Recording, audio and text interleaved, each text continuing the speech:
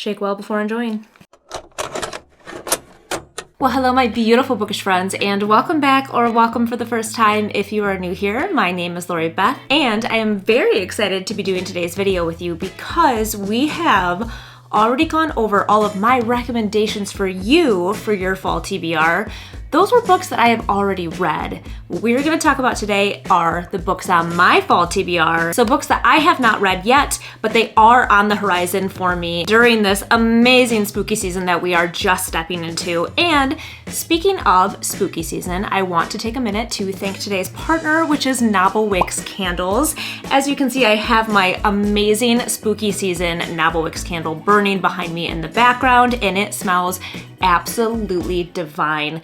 Wicks is an amazing small business run by a woman named Murphy who makes beautiful bookish candles, and not just bookish candles, but all sorts of media candles. Anything from your favorite TV show to your favorite movie will absolutely come to life with the scents that she creates. And I am so excited to announce that I am going to be a rep for the fall season for this amazing candle company, and that you can use my code Lori10 to get 10% off anything that she has in stock in her shop. She does do drops every Thursday, so I will link her Instagram and my Instagram so that you can go and check those out. Right now, she does have all of her fall candles back in the shop, and this week she is re-releasing some amazing candles from The Office and Outlander, which I have my eye on because do I need one more candle in my house? The answer is yes. The answer is always yes. And again, you can use code Lori10 to get 10% off your order from anything in her shop. And after you do so, come back to this video and drop in a comment down below which candle you chose for yourself. All right, my friends, without further ado, we're gonna go ahead and jump right in because per usual, we have quite a few books to go over and discuss together, because if there is one thing to know about me, my eyes are usually bigger than my stomach when it comes to reading and setting reading goals for myself. I often like to think that I can just read all day, every day, and have zero other responsibilities that will get in the way of my favorite hobby to do. With that being said, we're gonna go ahead and get started with our very first book on the list, and that is, ooh, let me get it up here, Frankenstein by Mary Shelley. So I'm gonna keep this one pretty brief because, first and foremost, I think that most of us know the synopsis of Frankenstein, and I just displayed this in my latest unboxing and book haul video, which I will link down below. But I have never actually read Frankenstein before, and when I was perusing through my bookstore a week or two ago, I saw that they had the 1818 text, which, if you know anything about the story, you know that it was heavily edited after she first created it. And the 1818 text is the original story that Mary Shelley had created. It has a very feminist forward voice, apparently. So I am very intrigued to read it from this copy. And I don't know, I just think that you can't get more classic and eerie than Frankenstein for Halloween. And next up on my list is one that I actually plan to start today after we get done recording with each other, and that is The Secret History by Donna Tartt. You know it, you love it, or maybe you don't know it, I don't know, but we're gonna go over the synopsis of this story together. Under the influence of their charismatic classics professor, a group of clever, eccentric misfits at an elite New England college discover a way of thinking and living that is a world away from the humdrum existence of their contemporaries. But when they go beyond the boundaries of normal morality, their lives are changed profoundly and forever. If you have not been here for a minute, then you will not understand truly the love I have for the dark academia genre of books. It is probably one of my favorite things to read about. The fact that I have not read this book yet is mind-blowing even to me. But I feel like I have been saving it for the exact right moment. You know how that goes? You're just like going with the flow, you're reading what feels good, and I kind of wait for these things, like these feelings to come upon me, and it is happening now with The Secret History. But I usually find myself wanting to read academic books around the September-October mark. It's something about the seasons changing. It makes me feel like I am kind of going through the season change again, even though I'm an adult and I don't have to go to school anymore. Every September, it was like you were getting ready. You were getting in that mindset of school. And I am so beyond excited to finally read this one. I love If We Were Villains by ML Rio, which again was mentioned in my fall TBR recommendations video. And I have heard a lot of comparisons between the two. This book is significantly longer than If We Were Villains. And I've also heard that you kind of lean more towards one than the other. Like you will like one over the other usually. But I feel like there's been enough time in between that I will kind of appreciate each one individually. And I've heard that Donna Tartt, I mean, she's well known for a reason. She is a very compelling, very, very brilliant writer, and I am so excited to finally be reading this one this year. All right, and next up on our list is Lady Macbeth by Ava Reid. I am gonna put the picture of the book somewhere here because I don't currently have it. I know that I am going to be receiving it in one of my subscription boxes, so I have been holding off on purchasing this one, even though I think the regular cover of this is absolutely stunning, but I'm really excited to see what my special edition is going to look like. Also, I love Ava Reid. I think that she is a beautifully atmospheric writer, and I am hoping that because this is a retelling that is already kind of eerie on its own, that she's going to be able to bring a very romantic and very atmospheric tone to the story. So let's read the synopsis together so that I don't mess it up, because this is a retelling and I want to make sure that I am retelling you exactly what the book is about. This is a reimagining of Lady Macbeth, Shakespeare's most famous villainess, giving her a voice, a past, and a power that transforms the story men have written for her. The lady knows the stories, how her eyes induce madness in men. The lady knows she will be wed to the Scottish brute, who does not leave his warrior ways behind when he comes to the marriage bed. The lady knows his hostile, suspicious court will be a game of strategy, requiring all of her wiles and hidden witchcraft to survive. But the lady does not know her husband has occult secrets of his own. She does not know that prophecy girds him like armor. She does not know that her magic is greater and more dangerous, and that it will threaten the order of the world. She does not know this yet, but she will. First of all, that synopsis was like a short story that was absolutely beautiful, but this brings so many perfect elements for the Halloween season, for that fall vibe. And another reason I wanted to wait a little bit to read this book, I want to read it more like closer to October, middle of October, when it starts to get a little bit darker outside and things start to cool off. To me, it sounds like it's going to give like this beautiful romantic voice to the story about a witch that is known as kind of a villain, how she manipulates people and men, but also this incredible story about things that she doesn't even know, or like the power that she doesn't even fully know that she has yet. I have always had kind of a love-hate relationship with retellings. I've said it time and time again about some of the retellings that I have DNF'd and have gotten kind of a lot of hate on the internet for, but this just seems so much different to me. It's giving me Morgan is my name, a historical figure, throw in some witchcraft in a very atmospheric setting, and I am sold every single time. And up next on our list is Coraline by Neil Gaiman. I'm not going to go into too much detail of this one either, because this was also included in my last video that I just posted. And I think a lot of us know the synopsis of Coraline, but this is a book that I have never actually read before. I've seen the movie time and time again, but I've never sat down and actually read the story. And it's not even a very long story. I mean, it's kind of teeny tiny, but I've always just loved the creepy, irky, eerie setting of this book. I love a character that kind of falls through these like different worlds, crosses through a wall, goes into a whole different side of things. Everything is just a little bit different. And she starts to realize really quickly that the family she left behind is really what she wants in her life. It's just a very endearing story of a young girl kind of finding her way and standing on her own 2 feet, but also with a very gothic Tim Burton vibe. You kind of can't help thinking that after you've seen the movie, obviously, but I'm really excited to see the narrative that Neil Gaiman has actually wrote himself. So I'm very, very excited to get to this one this Halloween season. Shake well before enjoying. Ooh, yeah. And next on my list is one that I am so excited. Like, I'm chomping at the bit to get to this book, but I am making myself wait until October 1st because that to me is like witching season, like more officially. And that is A Discovery of Witches by Deborah Harkness. My lights are always glaring in here, I'm sorry. And I think a lot of us know about this because of the Netflix series that is now out. I have heard of this book for years.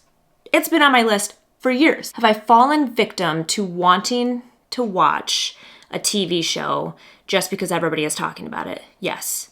Yes, I have FOMO. I'll admit it. I will be the first one to admit that. No shame in my game. But I am also a very big proponent of the book was usually better, which is another reason I wanted to do it at the beginning of October, because then I would hopefully be able to watch the show before the spooky season is kind of coming in for a landing. But if you don't know anything about this book, this follows a main character named Diana, who, from what I understand, comes from a long history of witches or witchcraft. I'm not sure if she's quite aware of that, but it does sound like she spends a lot of time studying in the library at Oxford and stumbles across some sort of magical manuscript. In finding this magical manuscript, she starts to summon some very dark creatures and madness kind of starts to ensue.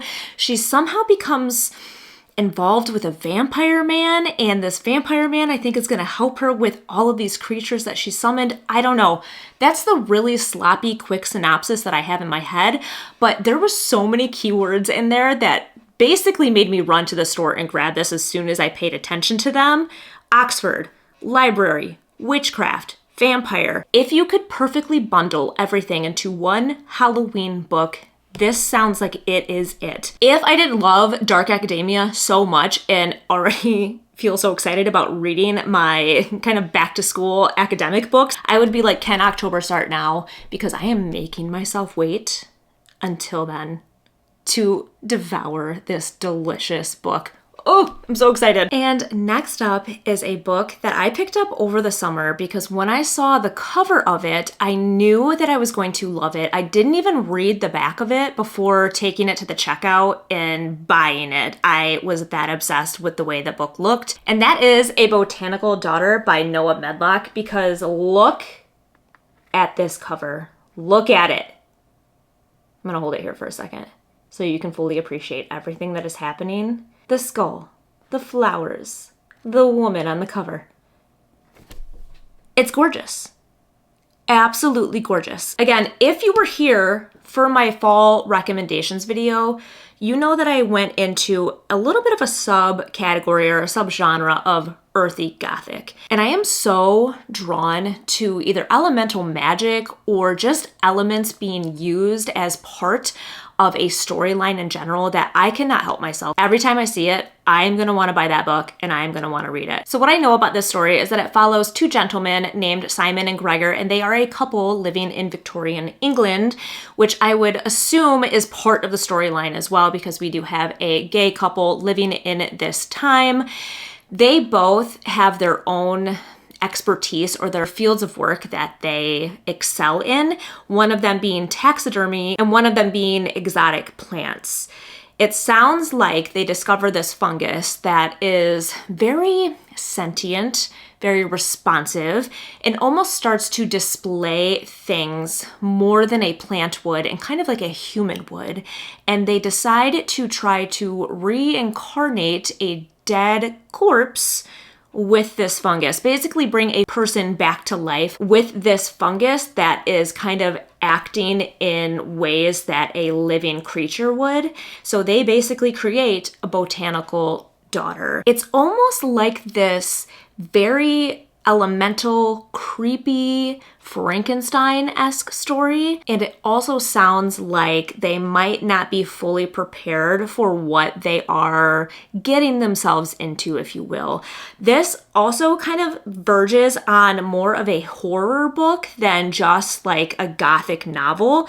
And I don't tend to read a lot of horror, but I have found myself recently being drawn to it. And this almost seems like kind of like a gateway drug, you know, like a gateway book to some heavier horror, because it has so many of the other elements that I like in a spooky gothic story. But either way, I thought it sounded so intriguing and I cannot wait to finally read it this fall. And next on my list is from one of my all-time favorite authors, an author that I think I would consider an auto by author up to this point in time, and that is A Sorceress Comes to Call by T. Kingfisher. And yes, this is my beautiful Owl Crate edition. Thank you for asking so much. I also showed this off in my unboxing video, so I'm not going to go into too much detail because I did go through the entire synopsis in that video and showed off every beautiful aspect of this book. But just a quick recap, as the title of the book kind of lets us know, this is about a sorceress,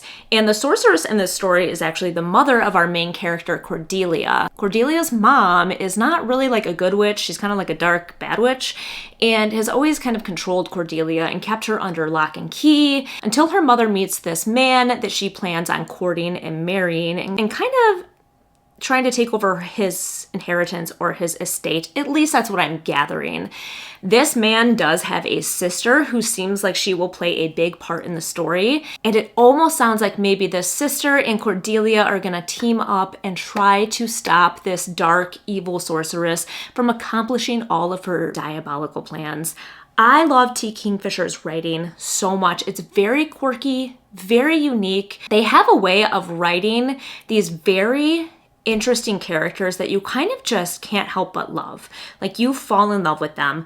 Their writing style is also just a little funny. Like, there's always some kind of banter mixed into like these dark gothic scenes that you're reading through, and it just brings like such a cool dynamic to the books. I have loved every book that I have read by them, and I feel like this one is going to be perfect for that Halloween vibe with a dark sorceress and our characters fighting against all of that magic. All right, hang in there with me, you guys. We only have a few more to go over, and the next one being Strange Sally Diamond by Liz Nugent. I'm not gonna lie, I've already finished this book.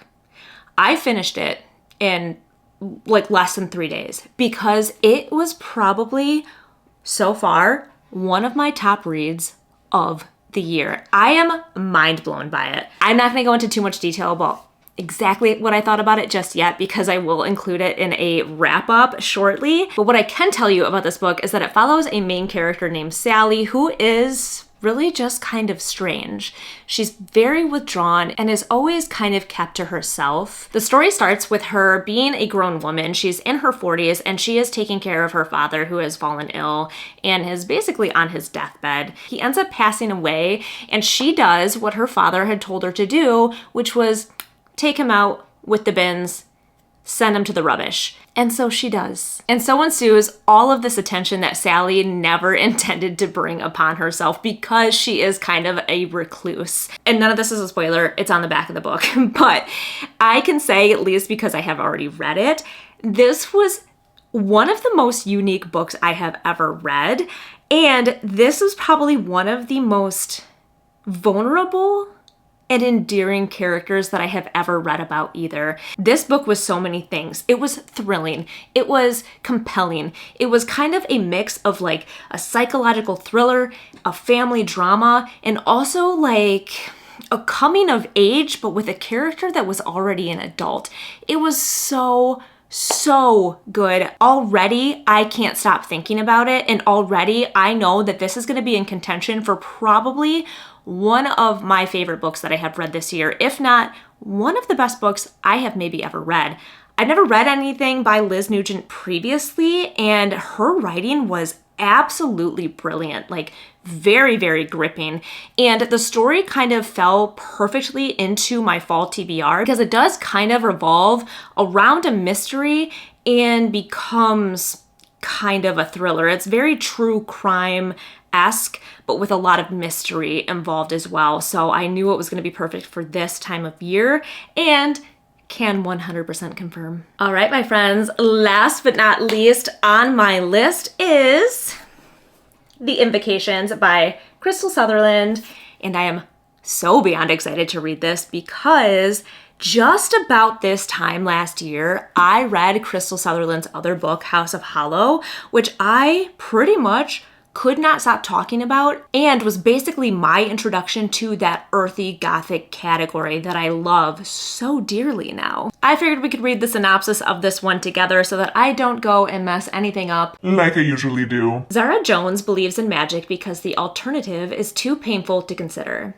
that her murdered sister is gone forever and there is nothing she can do about it. Rather than grieving and moving on, Zara decides that she will do whatever it takes to claw her sister back from the grave, even trading in the occult.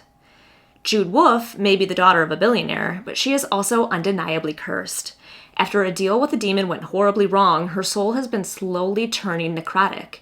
It's a miserable existence marred by pain, sickness, and monstrous things that taunt her in the night. Now that she's glimpsed what's beyond the veil, Jude's desperate to find someone to undo the damage she's done to herself. Enter Emmer Brine, an orphaned witch with a dark past and a deadly power, aka the solution to both Zara's and Jude's problems. Though Emmer lives a hand-scrabble life, she gives away her most valuable asset, her invocations, to women in desperate situations who are willing to sacrifice a piece of their soul in exchange for a scrap of power. Zara and Jude are willing, but they first have to find Emmer. When Emmer's clients start turning up dead all over London, a vital clue leads Zara and Jude right to her. If a serial killer is targeting her clients, Emmer wants to know why and to stop them. She strikes a tenuous alliance with Zara and Jude to hunt a killer before they are next on his list, even if she can't give them in return what Zara and Jude want most, a sister and a soul. I mean, holy moly, that sounds so intense. And so amazing. Again, so many things wrapped up into one beautiful little package. And similar to her other book, House of Hollow, where it follows 3 characters, and each one of these characters seems to bring something to the story. I love that dynamic so much. I also know that Crystal Sutherland writes in that very eerie, atmospheric tone. Her prose really just kind of transfers you into the story. Like, you feel like you are in that setting.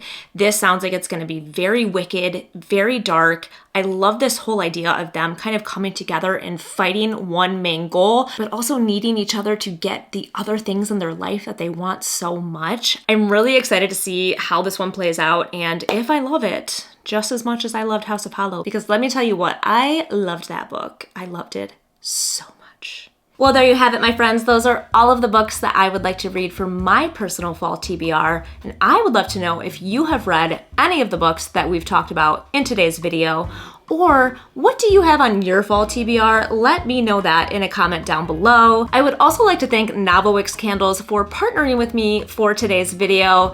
I am gonna link her website down below, and don't forget to use that code LORI10 to get a discount on your order. As always, if you liked this video, go ahead and hit that thumbs up button because it always helps a girl out. And if you wanna make sure you don't miss any of my other upcoming videos, go ahead and hit that subscribe button too. As always, it has been an absolute blast, and I can't wait to see you guys in the next one.